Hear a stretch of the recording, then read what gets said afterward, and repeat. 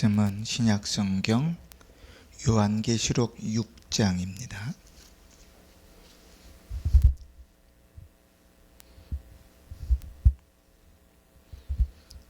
주보에는 17절까지 되어져 있는데 오늘은 11절까지만 하겠습니다. 11절까지 읽으십시다. 요한계시록 6장 7절에서 11절까지 저와 여러분이 한 절씩 교독합니다.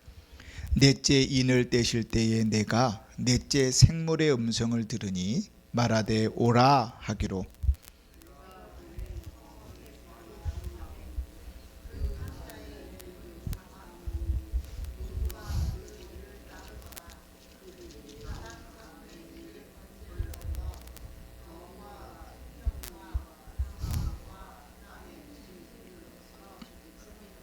다섯째 인을 떼실 때에 내가 보니 하나님의 말씀과 그들이 가진 증거로 말미암아 죽임을 당한 영혼들이 제단 아래에 있고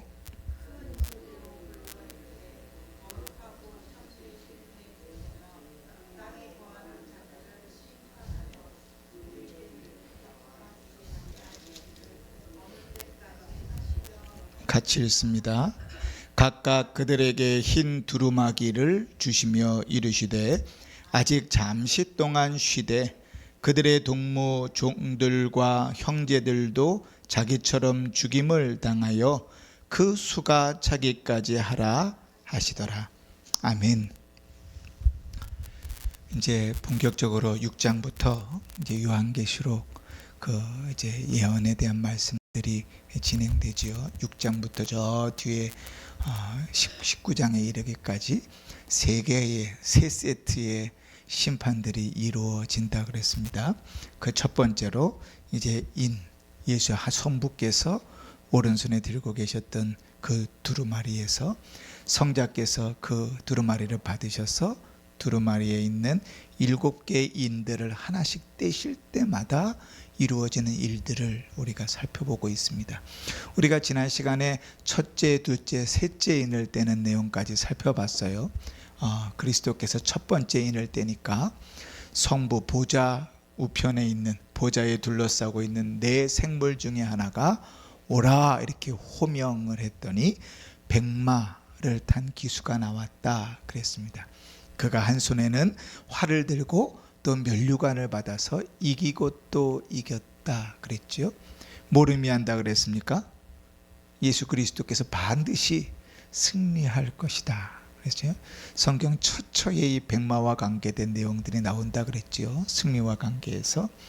두 번째로 이제 둘째 인을 딱 떼시니까 이제 또 네 생물 중에 두 번째 생물이 오라 이렇게 호명하였더니 붉은 말을 탄 기수가 나왔다 그랬죠.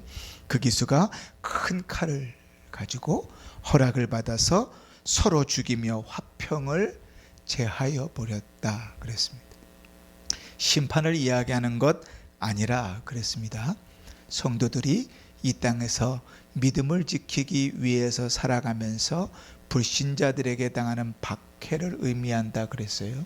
그래서 우리가 지난주에 살펴볼 때 칼의 의미가 성경에서 어떻게 쓰였는지 그리고 또 죽임을 당한 일들이 어떻게 쓰였는지를 다 살펴봤습니다. 그래서 재앙이 아니라 하나님께서 내리는 심판이 아니라 그들이 하나님 앞에 헌신하여 믿음을 지키는 자들이 당하는 고난이다, 박해다 이렇게 살펴봤죠.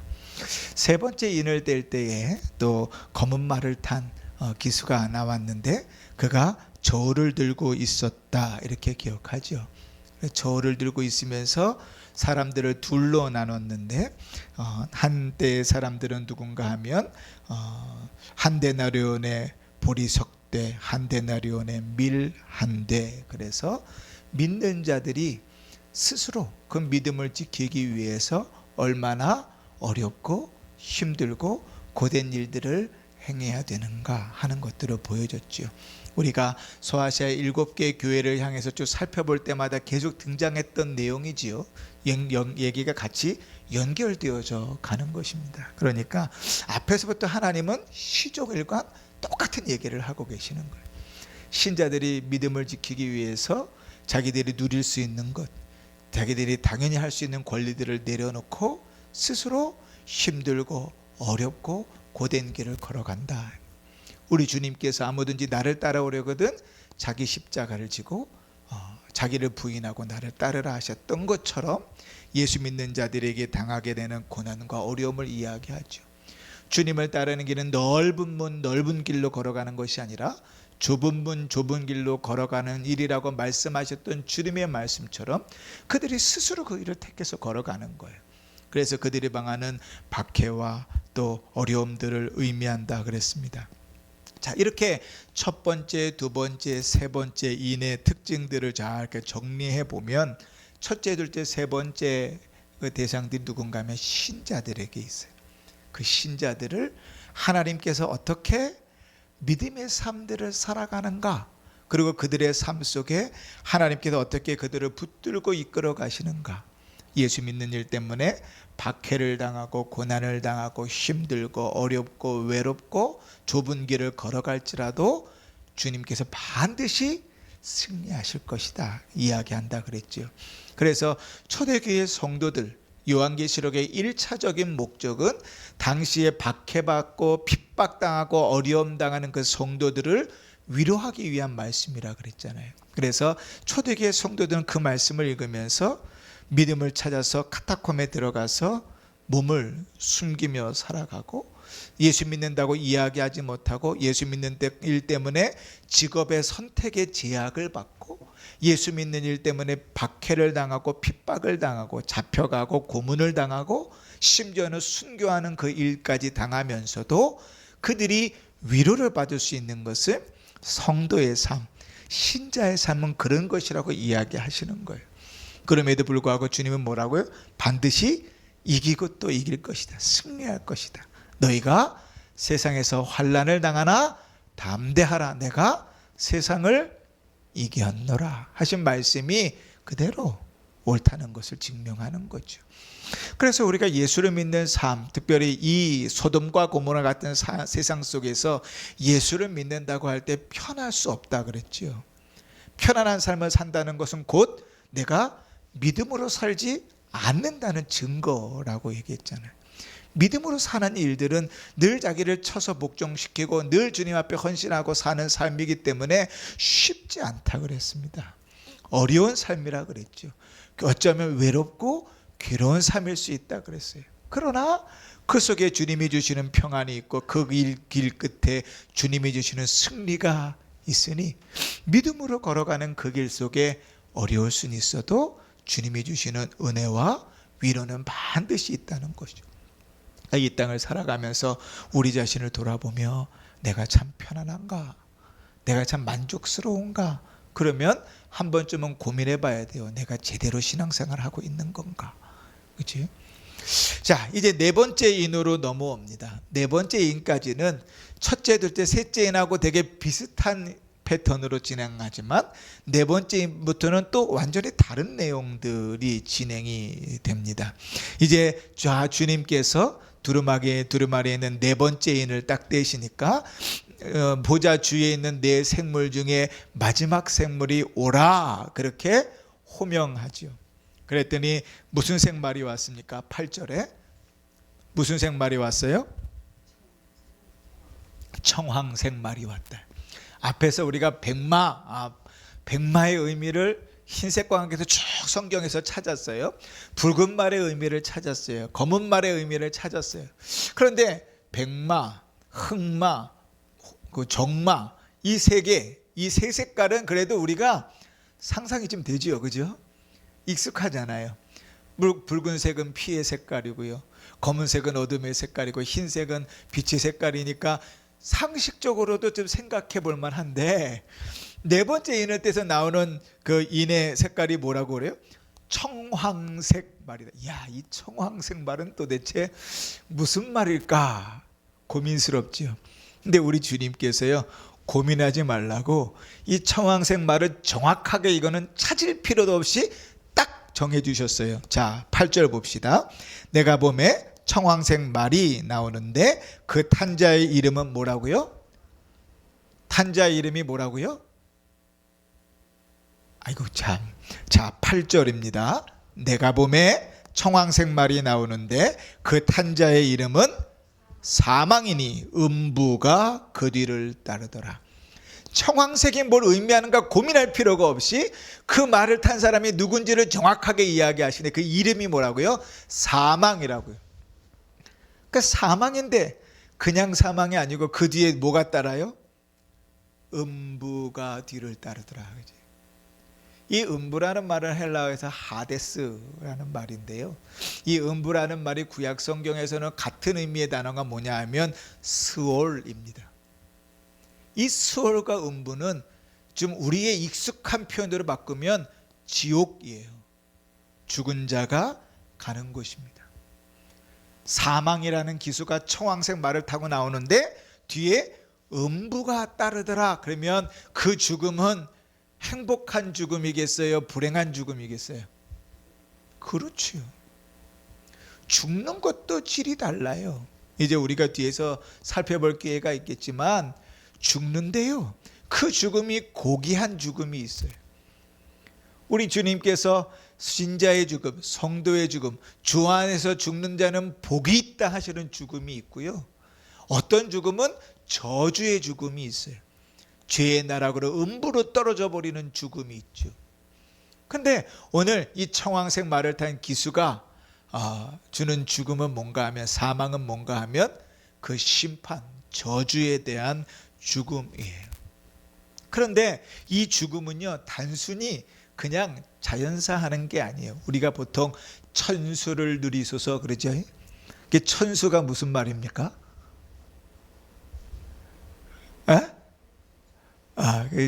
저는 이 무식해가지고 옛날에 천수가 무슨 말입니까? 1000살까지 사세요 이런 말인 줄 알았어요. 참. 근데 천수는 무슨 말이냐면 하늘이 내려진 수명을 누리소서. 그러니까 이 땅을 살아가면서 1000살까지 살라는 말이 아니고, 이 땅을 살아가면서 이 땅의 삶들을 잘 영위하다가 자연스럽게 죽는 것, 그게 천수라고요. 천수. 제가 얼마나 무식했어요, 그죠? 1000년까지 사는 게 천수라고 생각을 했으니 참. 그런데 이 천수를 누리는 게 아니고, 오늘 이 청황색 말을 탄 사망이 주는 죽음은 어떤 것이냐면 천수와는 전혀 반대되는 죽음이에요. 8절을 다시 읽읍시다. 내가 봄에 청황색 말이 나오는데 그 탄자의 이름은 사망이니 음부가 그 뒤를 따르더라. 그들이 땅 4분의 1의 권세를 얻어 검과 흉년과 사망과 땅의 짐승들로서 죽이더라. 그냥 천수하는 게 아니고 어떻게 죽어요? 검과 흉년과 사망과 땅의 짐승들. 검으로 죽는다는 것은 칼로 죽임을 당한다는 거예요. 흉년으로 죽는다는 것은 기근으로 죽는다는 거예요. 그죠? 근데 사망과 땅의 짐승들로 죽는 건 뭘까? 요한이 그 모습들을 보는데 네 가지 죽음을 보여주는데 그 네 가지 죽음 중에 둘은 혹 우리가 이해가 가는데 나머지 둘은 뭘까? 근데 주님께서요, 요한에게 보여주셨던 그 환상을 하신 전에 에스겔에게도 보여주셨어요. 우리 에스겔 14장을 찾아보십시다. 오늘 요한계시록 6장은 그대로 두시고 앞에 좀 넘어가셔서 에스겔 14장을 한번 보십시다. 구약성경 1168쪽 9쪽 정도 될 것 같은데 1168쪽 에스겔 14장 19절. 구약성경 1168쪽 에스겔 14장 19절. 구약성경 1168쪽. 자, 19절 읽고 그리고 21절을 읽을 겁니다. 19절 먼저 읽어요. 가령 내가 그 땅에 전염병을 내려 죽임으로 내 분노를 그 위에 쏟아 사람과 짐승을 거기에서 끊는다 하자. 그리고 21절 있습니다. 시작. 내가 나의 4가지 중한 벌 곧 칼과 기근과 사나운 짐승과 전염병을 예루살렘에 함께 내려 사람과 짐승을 그 중에서 끊으리니 그 해가 더욱 심하지 아니하겠느냐. 조금 더 명확해졌네요. 그렇죠? 에스겔에게 보여주던 환상, 하나님이 요한에게만 처음 드디어 보여준 게 아니고 에스겔에게 보여준 그 환상의 4가지 주님께서 중하게 내리시는 벌, 심판을 이야기하는데 뭐라고요? 칼과 흉년, 기근과, 그죠? 검과 흉년, 칼과 기근 같은 말이죠. 그럼 나머지 2개도 같겠죠, 그죠? 사망과 짐승을 뭐라고 표현했어요? 짐승과 전염병. 그러니까 지금 하나님께서 죽이시는 방법, 이 사망이 죽이는 방법이 뭐예요? 칼로 죽고 흉년으로 굶어 죽고 질병으로 죽고 땅의 짐승들로부터 해를 입혀 죽는구나. 조금 우리식 버전으로 좀 쉽게 바꾸면 이러겠죠. 칼로 죽는 건 뭘까요? 그렇죠. 전쟁으로 죽는 일들이겠죠. 기근으로 흉년으로 죽는 건 뭘까요? 굶어 죽는 거겠죠. 여러분, 우리는 등 따시고 배부른 나라에 살아가지고 요즘 누가 굶어 죽어 그러겠지만요, 1분에 5명씩 굶어 죽어요. 지금도 전 세계에서. 그러니까 우리는 상상을 못하죠. 어떻게 누가 굶어 죽겠어? 그런다고요. 그러니까 우리가 아직 살아가는 삶 속에서 아니다, 그렇게 이해할 수 없죠. 그리고 또 질병으로 죽고, 우리가 많이 경험한 바들이지요. 땅의 짐승들에게 해를 입어서 죽는다. 이 4가지를 오늘 에스겔서에는 하나님께서 뭐라고 얘기하냐면 4가지 중한 벌이다 그랬어요. 다시 요한계시록으로 넘어갑시다. 우리가 아까 읽었던 요한계시록 본문으로 다시 넘어가면 이제 주님께서 4번째 이제 인을 떼실 때 청황새 말을 타고 사망이 나왔는데, 그 사망이 천수를 하는 게 아니라 사람들을 죽이는 거예요. 그 하나님의 재앙의 벌로서 사람들을 죽여갑니다. 그런데 여기 한 가지 특징이 있지요.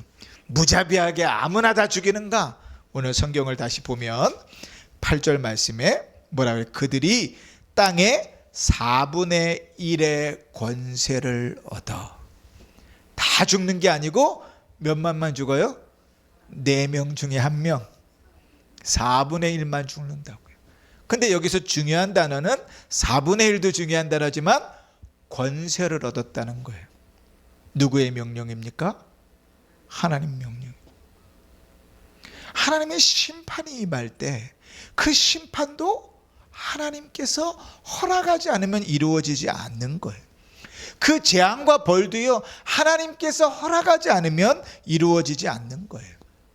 그러니까요, 여러분, 이 재앙은 누구를 대상으로 하는 걸까요? 첫째, 둘째, 셋째 인을 뗄 때 나오는 그 모든 일들은 신자들을 대상으로 했다면, 이 넷째 인을 뗄 때 나오는 일들은 누구를 대상해요?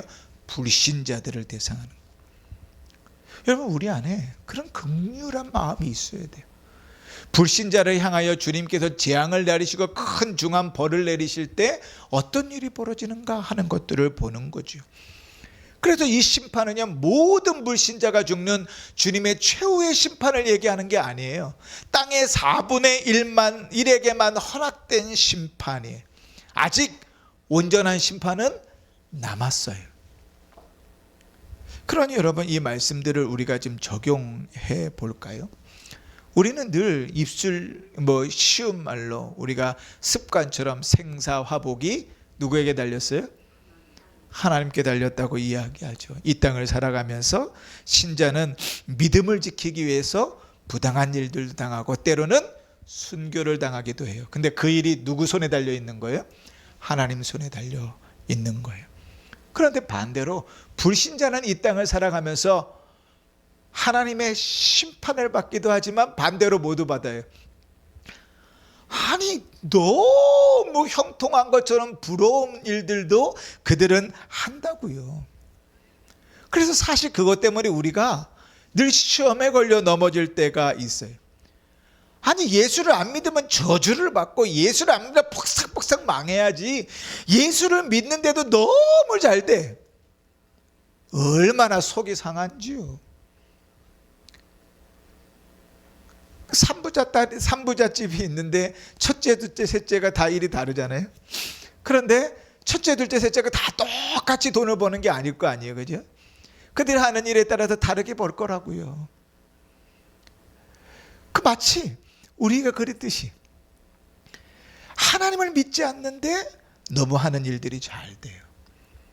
그래서 시편 73편에 보면 시편 기자도, 아사벳인데 시편 기자도 시험에 들어가지고 이렇게 고백하는 장면이 있어요. 시편 73편 1에서 3절인데요. 하나님이 참으로 이스라엘 중 마음이 정결한 자에게 선을 행하시나 나는 거의 넘어질 뻔하였고 나의 걸음이 미끄러질 뻔하였으니 이는 내가 악인의 형통함을 보고 오만한 자를 질투하였음이로다. 시편 기자가요, 난 신앙을 버릴 뻔했어요. 왜요? 아니, 악인의 형통함, 그 오만한 자가 잘 되는 꼴을 보니까요, 어쩌면 이룰 수 있어. 때문에 시험에 들어가지고 믿음을 버릴 뻔했다니까요. 그 시편 기자의 고백이에요. 그런데 시간이 지나면서 하나님께서 그에게 깨달음을 주셨는데 그 깨달음이 뭔가 하면 시편 73편의 18절 19절에 이렇게 고백해요. 주께서 참으로 그들을 미끄러운 곳에 두시며 파멸에 던지시니 그들이 어찌하여 그리 갑자기 황폐되었는가 놀랄 정도로 그들은 전멸하였나이다. 하나님 반드시 심판하신다. 그러니 여러분, 우리가요 전도의 대상자들을 바라볼 때 그들이 세상적으로 경제적으로 잘되고 부유한 거 그거 부러울 일이 아니에요. 차라리 망했으면 좋겠다고 기도하세요. 그리고 그 망한 자리에서 예수를 만나면 그 인생은 복됩니다. 근데 우리는요 그걸 못 나요. 우리 자녀들을 위해서 기도할 때도요 차마 그 기도는 안 나오죠, 그죠? 그렇게 기도 못 하겠죠. 근데 여러분, 정말 이 땅에서 형통하게 잘 사는데 결국을 지옥에 간다면 차라리 이 땅에서 망하는 게 나아요. 그리고 예수 믿어 구원받는 게 낫죠. 근데 우리의 마음은요 둘 다였으면 좋겠어요, 그죠? 이 땅에서도 잘 사는데 천국 갔으면 좋겠죠, 그지? 네 번째 인을 떼시면서 4분의 1의 불신자들이 당하는 심판을 보면서 성도들은 어떤 생각을 했을까요? 일말의 위로를 받진 않았을까요? 우리가 믿음을 지키기 위해서 이렇게 힘들고 어렵고 고된 삶들을 살아가는데 악인의 형통함들 가운데 어떤 이들은 하나님께서 심판하시는 모습들을 보면서 하나님은 당시의 성도들을 위로하셨을 거예요. 그러나 우리가 더하여 생각할 것은 4분의 1만 심판하시는 하나님의 역사를 보면서 우리는 이 땅에서 사는 일이 아직 은혜의 기회가 주어졌다는 사실도 생각해야 돼요. 아직 4분의 1이면 4분의 몇이 남은 거예요? 3이 남았어요. 그 4분의 3이 지옥 가도록 두어서는 안 될 거 아니에요, 그죠? 그건 열심히 기도하고 열심히 복음을 전해야 돼요. 그 수밖에 없어요. 이 땅에서의 삶이 끝나면 기회가 없어요. 그런데 주님께서 주셨던 첫 번째 악인에 대한 4분의 1의 심판이 어떻게 이루어져요? 천수하는 동안에 이루어지지 않아요. 비명 행세할 수 있고 일찍 죽을 수 있는 그 심판들 속에 이루어진다고요. 그러니 아직 살아있다고 하면 아직 기회가 있는 거잖아요. 우리가 이제 5번째 인을 떼는 내용에서 한 번 더 생각해 볼 것입니다. 자, 이렇게 4번째 인까지 떼어진 것은 앞에 3가지 인과 똑같은 그 같은 패턴 가운데 돌아갔던 이유는 뭐냐면 보좌 주위에 네 생물 천사가 몇 명이 있었어요? 몇 명이 있었어요? 보좌 주위에 천사가 그렇죠. 이거 뭐 자신 있게 얘기를 하세요. 그걸 하지 마시고 4명이 있었죠. 그러죠. 그러니까 첫째, 둘째, 셋째, 넷째 인을 뗄 때마다 그 천사들이 하나씩 돌아가면서 호명을 하고 흰 말이 나오고 붉은 말이 나오고 검은 말이 나오고 청황색 말이 나왔어요. 근데 이제 보좌 주위에 천사가 남았어요, 안 나왔어요? 안 남았죠. 그죠? 4생물이 있었으니까 7 생물이 읽었으면 똑같은 패턴으로 갔겠죠. 그런데 생물이 4밖에 없었으니까 이제 4번째 인까지 뗐으니까 5번째 인에서는 상황이 바뀌죠. 그죠? 그렇게 주님은 5번째 인을 떼십니다. 자, 보십시다. 9절. 5번째 인을 떼실 때에 내가 보니, 상황이 완전히 바뀌었어요. 이제 더 이상 호명할 천사도 없는데 5번째 인을 떼면 어떠한 상황이 벌어질까? 누가 이야기하기 시작하는가? 자, 하나님의 말씀과 그들이 가진 증거로 말미암아 죽임을 당한 영혼들이 제단 아래에 있고, 누구인 것 같습니까? 이제 주님 앞에 이야기하는 대상이 먼저 기록되는데 이 사람들이 누군 것 같아요? 그렇죠. 순교자들이죠. 하나님의 말씀과 그 증거로 말미암아 죽임을 당한 자, 다시 말하면 말씀대로 살아간 것 때문에 죽임을 당한 자니까, 믿음을 지키다가 죽임을 당한 자니까 우리는 그들을 누구라고 불러요? 순교자라 부르죠. 그렇죠? 순교자들이죠. 이제는 생물이 없으니까 누가 얘기해요? 순교자들이. 그리고 한번 여러분 생각해 보세요. 생각해 보면, 자, 4생물들 빼고 그 다음에 그 주위를 둘러싸고 있었던 사람들이 누굽니까? 24 장로들이죠. 그죠? 24개의 보좌가 있고 거기에 24 장로들이 앉았다 그랬죠. 그 24 장로들은 우리가 2가지를 의미한다 그래요. 첫 번째는 12지파. 그래서 구약 시대의 12지파와 신약 시대의 12사도를 대표한다 그랬어요. 그래서 구약의 교회와 신약의 교회, 다시 말하면 교회를 의미한다 그랬죠. 그 교회의 순교자들이 이제 하나님 앞에 말하는 거예요. 첫째 생물, 둘째 생물, 셋째 생물, 넷째 생물이 오라 했던 것처럼 이제는 순교자들이 주님 앞에 이야기하는데 뭘 얘기하는가? 10절입니다. 뭐라고 얘기하시나? 큰 소리를 읽읍시다. 시작.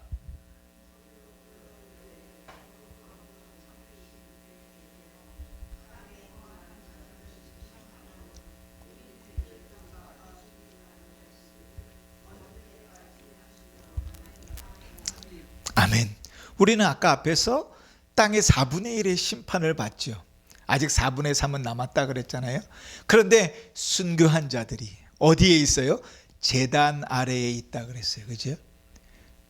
그들의 흘린 피로 주의 복음들이 전해졌던 거죠. 그런데 그들이 뭐라고 얘기해요? 주님, 언제 우리를 신원해 주시겠습니까? 신원한다는 말은 좀 어려운 단어인데 언제 우리의 억울한 원수를 갚아주시겠습니까? 묻는 거예요. 순교자들이. 그럼 그 억울한 원수들이 갚아진다는 건 뭘 의미할까요?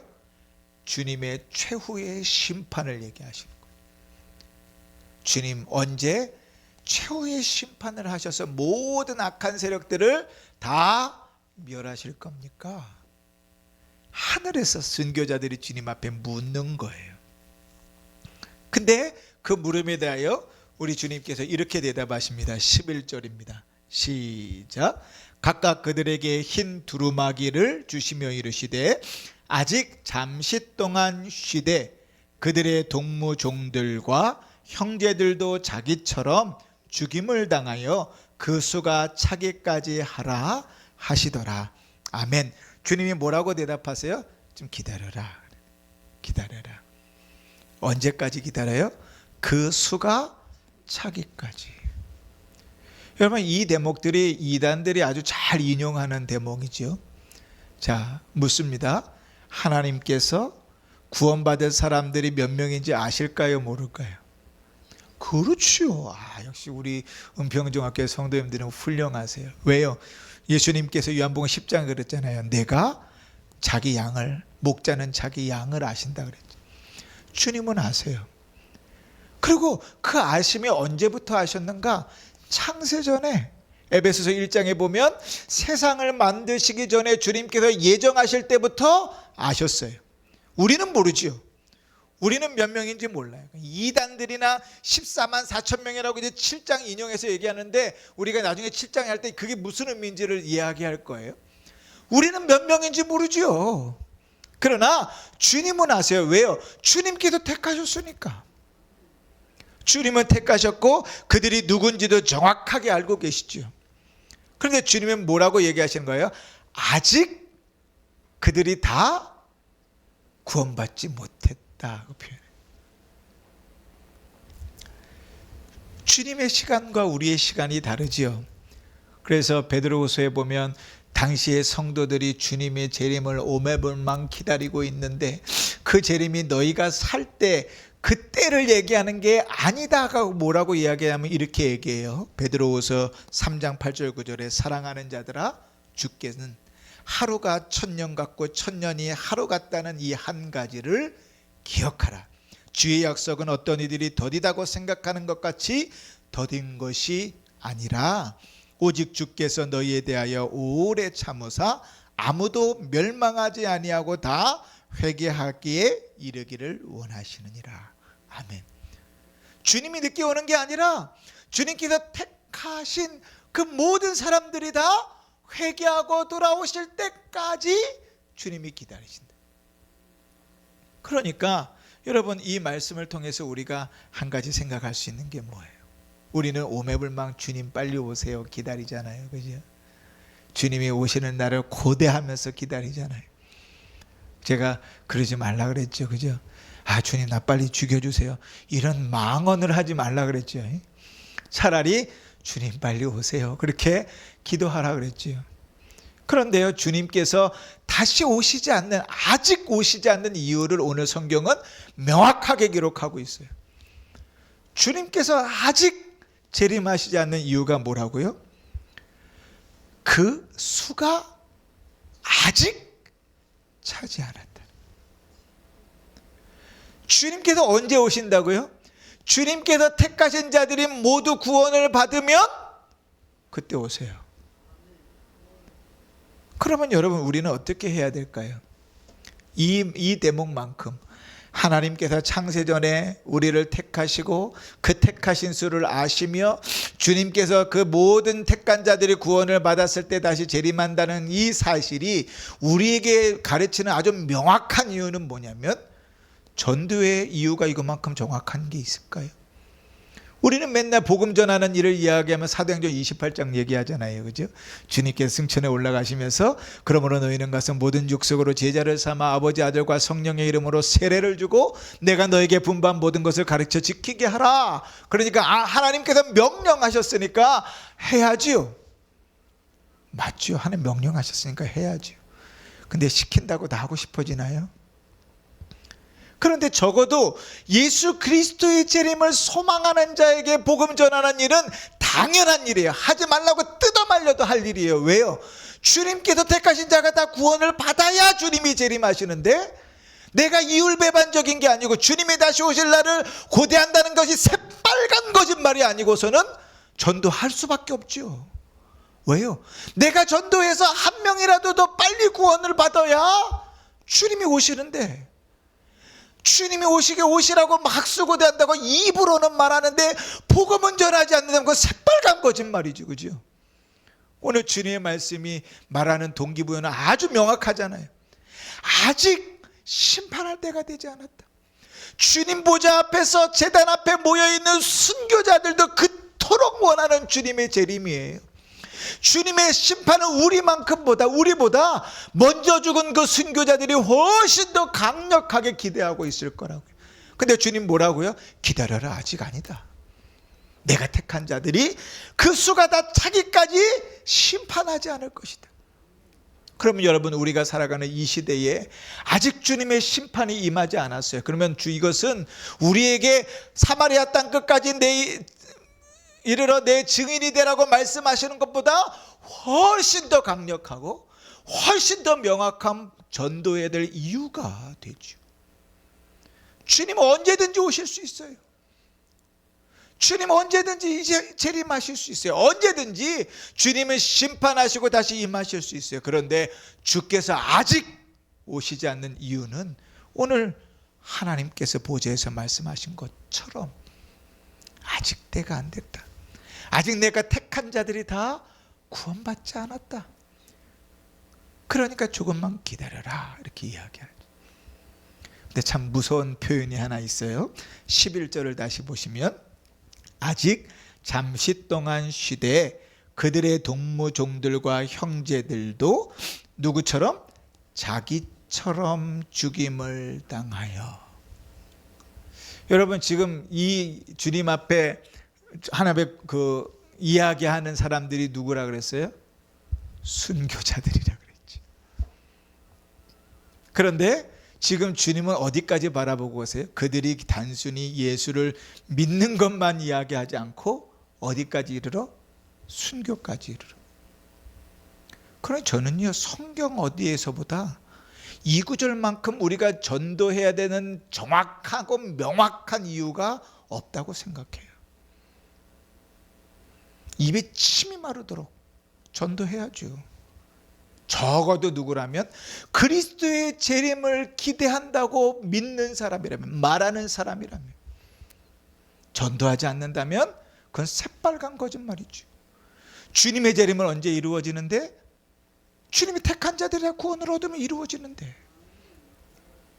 그러니 이 말씀은 무엇보다도 명확하게, 직설적으로 말하지 않는데도 불구하고 누구보다도 무엇보다도 정확하게 내가 왜 전도를 해야 되는 정확한 이유를 주시는 거예요.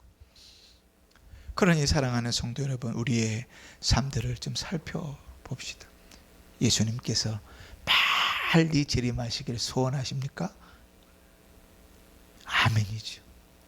그렇다면 여러분, 주님은 말씀 속에서 전도하라 그랬어요. 사람이 없어서 늙어서 천만의 말씀이에요. 우리나라 기독교 인구가 이제 25%에서 반토막이 났어요. 근데 내 주위에 전도할 사람이 없다고 이야기하는 건 말이 안 돼요. 그잖아요. 16%가 안 돼요. 우리나라 기독교 인구가요. 20%라고 봐도 10명, 5명 중에 4명은 예수를 안 믿는 거예요. 근데 전도할 사람이 없다고요? 천만에요. 그거는 할 생각이 없는 거지. 주님이 오시길 간절히 사모합니다. 입으로는 얘기하고 주님 다시 오실 때까지 노래는 막 은혜롭게 부르는데 입을 열어 전도할 줄 모른다고요? 거짓말 다 집어쳐라. 거짓말 다 집어쳐라. 새빨간 거짓말이다. 주님이 다시 오시길 기다린다면 입을 열어 주의 복음을 전해야지. 왜? 주님이 택한 자들이 다 믿기 전까지는 주님 절대로 안 오실 테니까.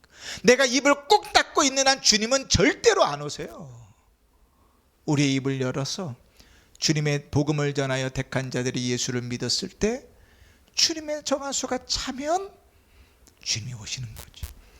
물론 주님의 때가 언제인지 우리는 다 알지 못합니다. 그런데 여러분, 우리가 주님이 오실 때가 언제인지 알지 못하다는 것은 반대로 바꾸어 말하면 내가 전도하는 그 사람이 마지막 사람일 수도 있다는 말 아니겠어요? 그러면 목숨 걸고 전도해야 되겠습니까? 안 해야 되겠습니까? 목숨 걸고 기도해야 되겠습니까? 안 해야 되겠습니까? 여러분, 죄송한 얘기지만 내 자식들 중에 안 믿는 사람, 그가 마지막이라고 생각을 하면 목숨 걸고 기도하고 전도해야 되겠어요? 안 해야 되겠어요? 해야죠. 그래야 주님이 오시니까 빨리 주님 오셔야죠. 내가 죽어서 가서 뵙는 것보다 주님이 이 땅에 오시는 게 훨씬 더 좋지요. 죽어서 하늘에 가봐야 오늘 순교자들처럼 주님 언제 하실 겁니까? 따지고 앉아있을 텐데 그룹으로 모여가지고 주님 다시 오시는 게 훨씬 낫죠. 힘써 기도하십시오. 우리 주위를 돌아보십시오. 복음을 전해야 될 자들이 누가 있는가? 여러분, 힘써 기도하세요. 금식은 그럴 때 하는 거예요. 철하는 그럴 때 하는 거예요. 그냥 내가 살지 못해도 막 죽겠을 때 기도하는 게 아니고 하나님 다 자기 자녀들 목에 살려요. 하나님 자기 자녀들 다 걱정 없이 하게 하셔. 굳이 뭐 하나님께서 그 모든 것을 너에게 더하신다는데 그거 안 주실까 봐 막 굶고 막 철회하면서 그런 거 하지 마시고, 그죠? 그렇게 내가 믿음 없어요를 드러내지 마시고, 언제 금식하고 언제 철회하는 거예요? 그 안 믿는 그 영혼 바라보면서 긍휼히 여기며 기도하는 거예요. 마치 그가 마지막 한 사람인 것처럼, 그가 예수를 믿으면 주님이 이제 다시 오실 것처럼 기대하면서 기도하면서 전하는 거예요. 우리에게 주신 사명들이겠죠. 여러분, 당시에 우리가 요한계시록의 이 내용들이 다 1차적으로 당시에 핍박받고 순교하는 그리스도인들을 향한 위로의 말씀이 1차적인 이유라 그랬잖아요. 그러면 여러분 한번 생각해 보세요. 아직 때가 되지 않았다. 아직 주님께서 오실 날이 아직 이르지 않았다.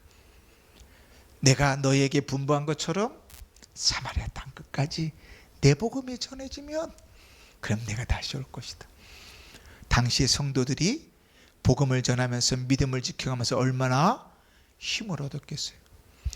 의미 없이 버티는 것만큼 맥 빠지고 힘든 일이 없어요. 그러나 아무리 힘들고 어려워도 의미가 부여되면 버틸 힘이 납니다.